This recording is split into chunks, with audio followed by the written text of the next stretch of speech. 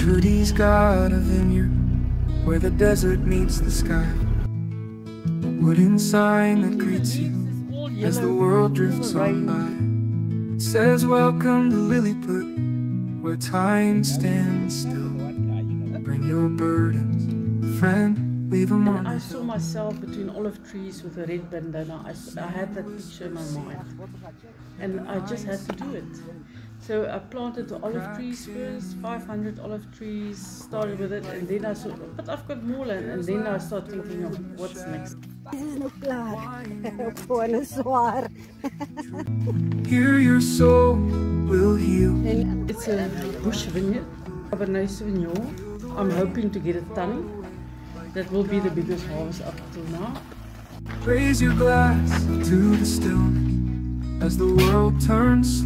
There's solitude and peace and calmness, and I want others also to experience that.